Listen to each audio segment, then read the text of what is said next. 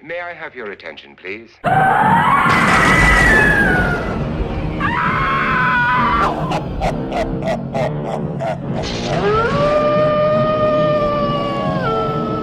It's Markers and Monsters Drawlloween 2017.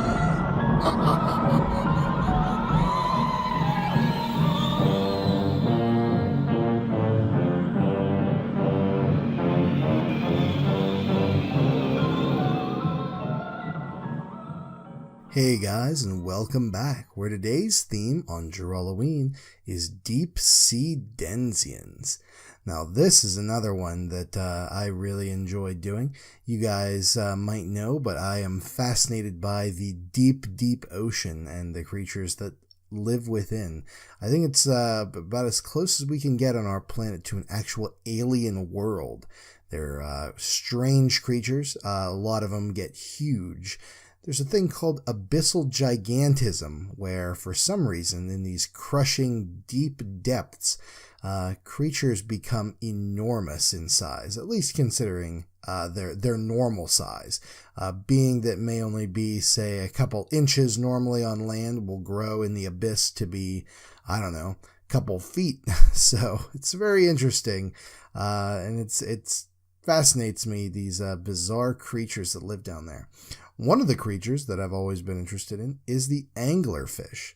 Now, just like yesterday with the cobweb crawlers, I'm fascinated by creatures that not only, just attack their prey, like, say, like a bear would or a shark, but the creatures that are crafty, that make traps and somehow lure their prey in through subterfuge and other devious methods. I find this to be really interesting and really weird, and I like kind of putting that in a context where it can affect human beings in some manner. Like the spiders yesterday webbing somebody up, and today the anglerfish here about to spring on an unfortunate diver.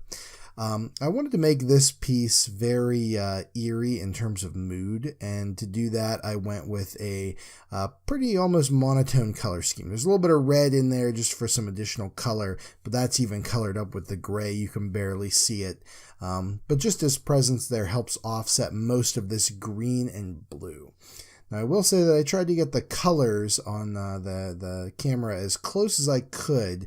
However, this piece, in looking at it here on the camera, it turned out a little more green than it actually is in real life. There's a good chunk of blues floating around in there. As you can see, I erased most everything, especially that diver. I can still see her outline there. So when I'll start to ink it, that's when she's really going to be popped into play. But rest assured she's there. I'm just going to be inking on top. The eerie mood, I think, works very well. It's fascinating to me that in the deep sea, they say these people that go down in submersibles, they'll report that it's complete utter blackness. Light does not penetrate that far into the ocean, but they'll see all kinds of blinks, almost like twinkling stars, and they'll wonder what that is, and it turns out it's the bioluminescence of a number of different creatures. It's also interesting to know that some of these creatures in the deep sea become transparent. They have no reason to have skin that has any kind of a tone to them or anything. All the beings down there are traveling around mostly sightlessly, using other senses. So why would their skin have to be any kind of solid color? So a lot of translucent skinned creatures. You can see all the veins and stuff. It's really weird. But I dig it. I think that's very cool and very interesting. Like I said before, it's as close as you can get to an actual alien world on our planet. I decided to put this little diver lady here in almost just a silhouette. I kind of redrew her.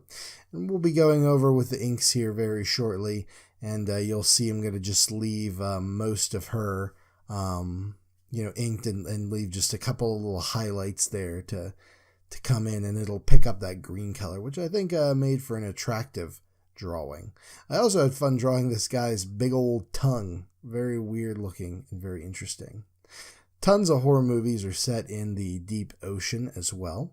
I can recommend a lot of 80s movies, like The Abyss, of course. I wouldn't necessarily go so far as to say that is a horror movie, but it has elements with aliens and stuff like that. Great James Cameron movie, so definitely check that one out. But I would strongly recommend you watch things like Leviathan, where a undersea like mining company or whatever, they run afoul of some ancient, I'm going to say alien, but underwater menace that can absorb the crew and change into horrible monsters and chases them. Peter Weller, RoboCop himself, is in that movie, so definitely worth a watch. There's also The Rift. Deep Star 6 is another good one. And then I'd even go so far as to recommend some of the older movies. They're not necessarily horror, but like 20,000 Leagues Under the Sea. While it doesn't have any massive monsters, the whole undersea element is very prominent with the submarine and the divers who wear the kind of conch shell looking breathing apparatuses and stuff like that. It's a lot of fun stuff. Under the ocean is a great area to set a horror movie in. The isolation, the fact that you can't just leave. It's kind of like a space station, but here on Earth. Also the crushing water outside and the pressure of the deep definitely leads to some very cool horror and very interesting things.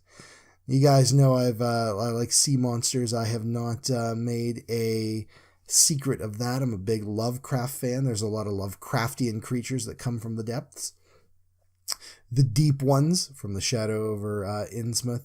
Cthulhu himself resides in the deep ocean in Relay, where he's dead but dreaming, and when the stars are right, he'll come out again.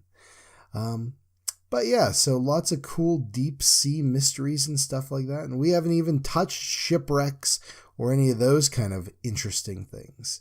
So let's say we take a look at the scan here. Very cool. I really like the way that the atmosphere turned out in this one. And I had fun drawing a big monster fish. And the diver turned out good. So this was a win-win-win all around for me. I hope you guys enjoyed another great episode of Drawlloween. I hope you'll tune in tomorrow. And we'll keep it rolling. Man, I can't believe how far we are into October already, man. Time flies when you're having fun. I'll tell you that. So until then, we'll see you on the next one. And when you're in the deep waters, beware, for who knows what lurks beneath the waves.